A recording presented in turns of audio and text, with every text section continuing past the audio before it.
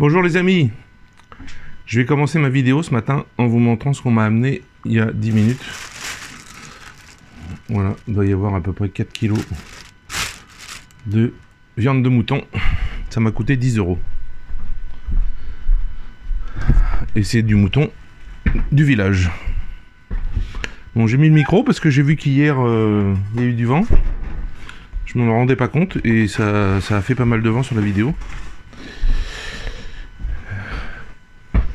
Alors, je voulais vous dire que j'avais commencé parce que j'avais envie. C'est surtout ça. J'ai commencé à faire une sorte de petite mini-série sur cette chaîne avec... parce que des fois je vous donne des nouvelles du front, vous m'en demandez.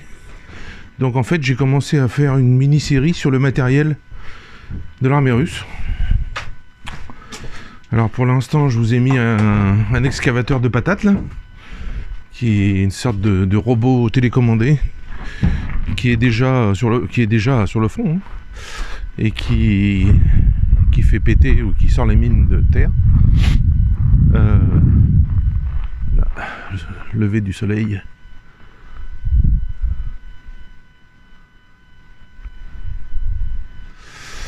Et j'ai mis tout à l'heure, quand je me suis réveillé cette nuit, comme je vous l'ai dit, je me réveille toujours entre minuit ou 1h et 2 ou 3h. Je sais pas pourquoi, c'est comme ça. C'est depuis que j'ai fait les nuits pendant 11 ans dans la police. Je suis jamais arrivé à me recaler comme il faut. Et je me réveille tout le temps à cette heure-là. Bon bref, c'est pas mal. Ça me dérange pas. Donc voilà, et là, donc ce matin, cette nuit, j'ai mis le Terminator. Parce que c'est quand même un sacré bestiau. Voilà, j'ai des vidéos en attente que je vous mettrai petit à petit sur le T80, le T90, le T72 et d'autres. Voilà, d'autres petits trucs. Alors il y a des gens qui ont déjà commenté, évidemment, ils peuvent pas s'en empêcher, qui ont déjà commenté qu'ils aimaient pas, que... Alors c'est un qui dit ça pour 200 qui disent qui disent que c'est bien. Donc ceux qui disent ça, ben, qu'ils aillent se faire en papaouté, hein, gentiment, ou pas gentiment, ceux qui choisissent. Voilà, donc petite vidéo du matin, regardez si c'est pas beau ça, le calme. Ah oui, il y a du vent, j'espère que le micro ça fonctionne avec le vent, parce que là ça souffle.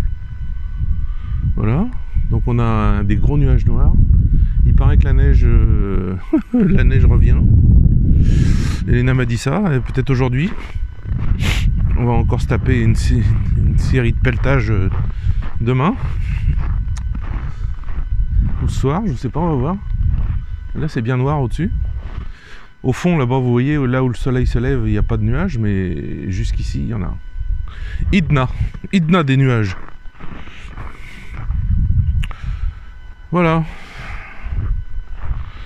Donc bah ici tout va bien toujours. Les magasins sont toujours pleins. L'essence est toujours à 50 centimes d'euros le litre.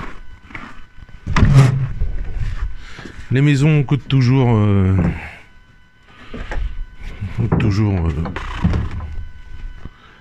m'a posé la question hier.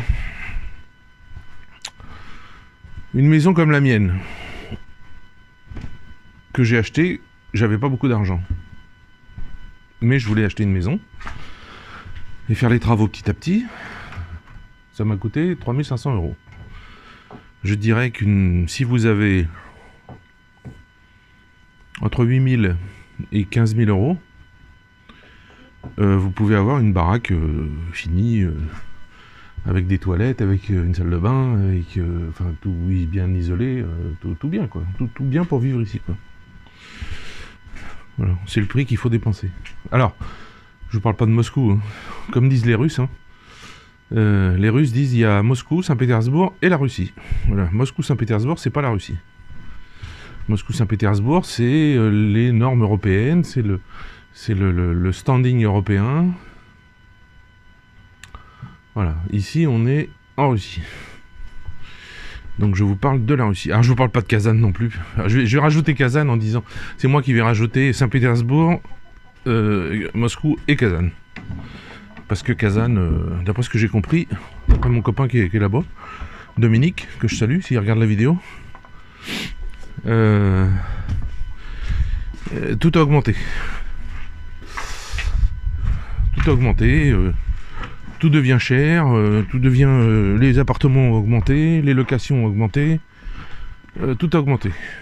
Donc bon ça reste toujours moins cher qu'en Europe évidemment, mais par rapport à ce que j'ai connu,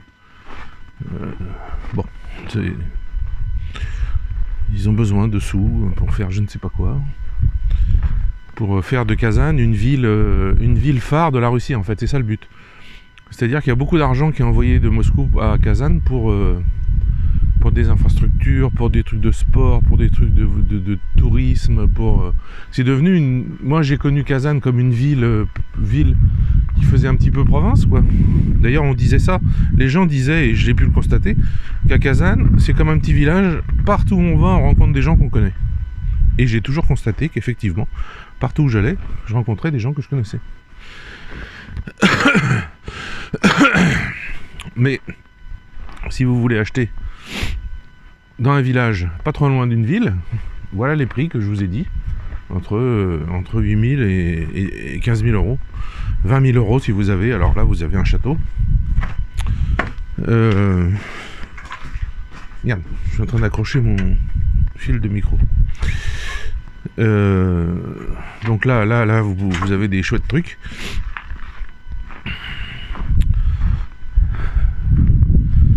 Bon voilà, oh il y a du vent. Le soleil qui se lève bien là. Alors vous voyez on a une forêt de sapins qui est tout le long là, qui est assez profonde en fait. Oh, je me demandais ce qui était en l'air là, c'est le tube de ma cheminée du bagnard. Ouais, donc on a une forêt là et c'est un des endroits où on va chercher des cèpes fin juillet, août, septembre, octobre. Ouais. Non, début novembre, non, il n'y en a plus. Mais pendant toute cette période, c'est là qu'on va chercher des cèpes. Donc j'ai les voisins, par exemple, du bout là-bas. Je la vois qui passe avec son sac. Ou hop, elle va à la forêt. Et puis 2 heures après, elle repasse dans l'autre sens. Et son sac est plein. Et des fois, elle m'en dépose un. Voilà, elle vient dire bonjour et elle me dépose un sac. Donc ça c'est bien. Et en Russie vous avez une pratique, c'est que les gens vont aux champignons avec des seaux, des vieux seaux en général, puisque bon, c'est pas liquide. Ensuite ils se mettent au bord des routes avec une petite chaise pliante.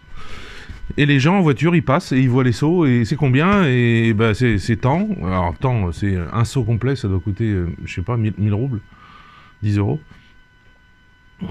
Et ils vous vendent les champignons avec le seau. Et alors, il y a un truc que j'adore, moi, personnellement. Tiens, te voilà, toi. Alors, Dina, hein? Alors, ma fille. Cette demoiselle est sortie ce matin. Il y avait 3 copains-copines qui l'attendaient devant. C'était la fête. Hein? Ça s'est bien passé? Tu as vu tout le monde? Tu as vu les copains? Tout? Tu as vu Mokhtar? Tu as vu ton amoureux? Oui? Voilà, donc je disais, il y a un truc que moi j'apprécie, c'est que les Russes n'aiment pas beaucoup les champignons, ce qu'on appelle tête de nègre. Vous savez, les petits champignons, les petits cèpes avec la tête noire, petits, fermes, ça ne disparaît pas à la cuisson.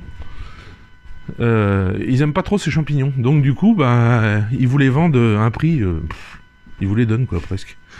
Donc moi, à chaque fois, je prends tout ce que je peux trouver. Bon, elle est repartie. Dina, tu viens? Tu rentres ou pas? Dina, où tu es? Elle est partie. Je vais me poler. Dina, où tu es, Dina? Elle va à une vitesse. Elle est musclée comme je sais pas quoi en plus. Dina! Bon, vous verrez que j'ai fait une vidéo de cuisine. C'est moi qui m'y suis mis. Hein. J'ai fait un truc... J'ai pris une recette dans le livre de la maman de Elena.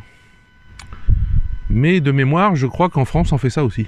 Donc vous regarderez, c'est un jarret avec du miel, des oignons, de l'ail qui reste un certain temps dans la cocotte. Enfin bon, c'est délicieux, évidemment.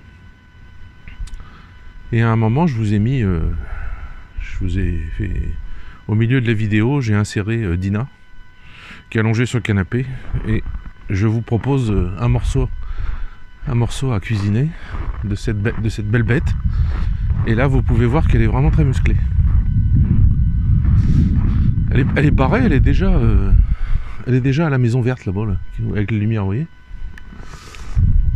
Elle est partie voir les copains.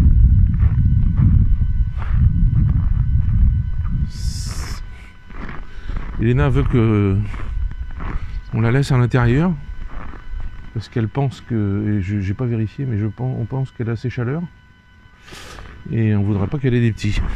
On n'a pas fait opérer encore. Bon, enfin bref, on verra bien.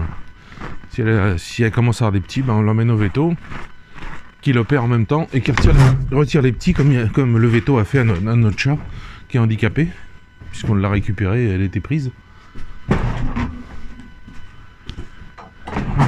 Et il lui a ouvert le ventre, il a retiré les petits et il l'a opéré en même temps pour qu'elle en ait plus. Enfin, vous me direz, à la maison, elle risque pas d'en avoir. Bon, voilà. Un petit coucou. Belena, ça va? C'est la forme? Ça va, Belena? T'as bien mangé ce matin? Oui? Il fait bon, hein? Combien qu'il fait, là? Il fait moins 10. Ah ah, ça devient bon. Moins 10, c'est bon, ça. Là, on a Madame Jojo. La grosse Jojo. La grosse Jojo. Comment ça va, ma Jojo? Viens me voir. Viens là. Viens faire un câlin. Viens dire bonjour. Bonjour tout le monde. Oh, tu ma fille, ça. Tu sens bon. Hein? Ça va? Tu aimes pas, hein? Tu aimes pas la tête. Hein? Oui, ça va quand même? Ouais, parce que tu fais la star, parce qu'il y a le téléphone, c'est ça? Mmh.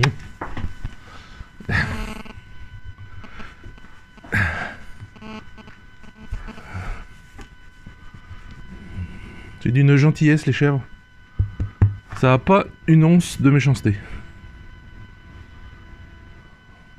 Quand elles veulent vous filer un coup de corne, c'est que vous avez pas été gentil avec elles. Ou qu'un jour vous lui avez fait du mal, elle s'en rappelle. Ah, mon bébé. Ah, mon petit Jojo. Hein? Ça va? Tu dis bonjour à tout le monde? Oui? Ben oui. Oui, bonjour. Bonjour. Bonjour, ma Jojo, bonjour. Elle est terrible. Bonjour, mais bien sûr. Bonjour, Jojo. Jojo. Hein? Alors essayez de vous rappeler comment elle est avec ses poils là. Et quand vous la reverrez cet été, vous allez voir le nombre de poils qu'elle va perdre. Elle va devenir toute fine, quoi, presque. Parce que là, ils ont leurs poils d'hiver. Les chèvres russes font comme ça. Alors les chèvres en France, j'imagine la même chose. Hein. Je dis les chèvres russes parce qu'elles sont russes, c'est tout. Enfin voilà. Bon bah écoutez, pas d'autres nouvelles. J'essaye de me tenir au courant un peu. J'ai vu que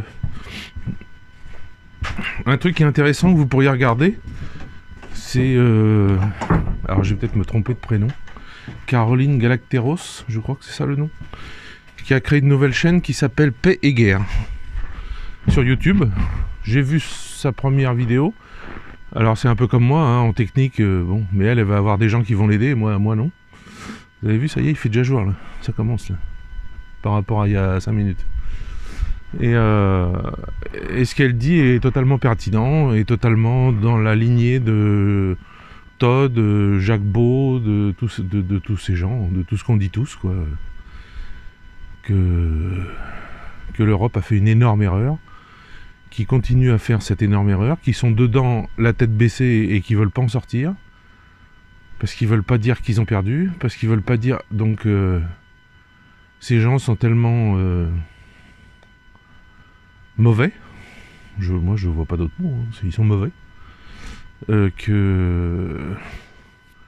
Que pour leur ego personnel, pour le fait de ne pas vouloir dire qu'ils ont perdu, pour le fait de tout ça. Parce que s'ils disaient qu'ils avaient perdu par rapport à la Russie, vous croyez quoi que la Russie, elle dirait quoi?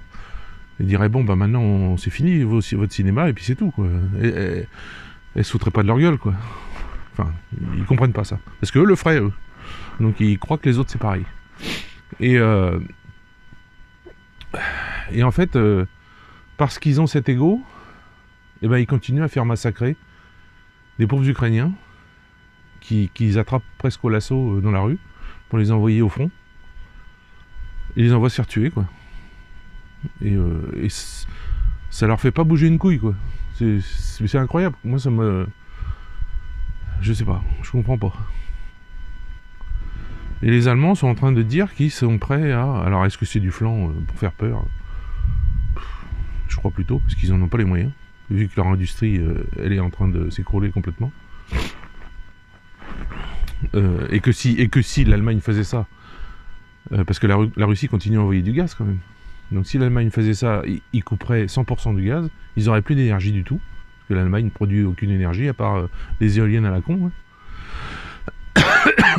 Et alors là, pour produire du matériel militaire, des obus, des uniformes, des machins, ben non. Ah.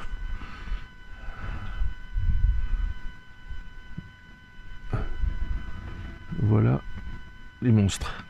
Alors, comment ça va? Ils s'en fichent de moi. Ça joue. Et Dina est au centre de tout ça. Il tourne autour d'elle en fait. Et il y a 2 mâles et 2 femelles en fait là. Dina, viens ma fille. Alors les chiens. Alors.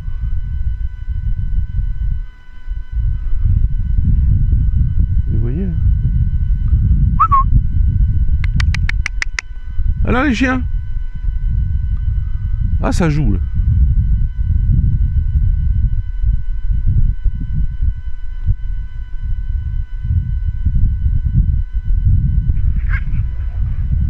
Oh! Dina! Oh, ils sont en train de se battre, ça j'aime pas ça. Qu'est-ce que c'est que ça? Dina, viens ma fille. Dina, viens là. Viens Dina. Alors. Dina, viens ici. Viens là Dina. Dina! Elle écoute pas. Elle écoute jamais. Dina!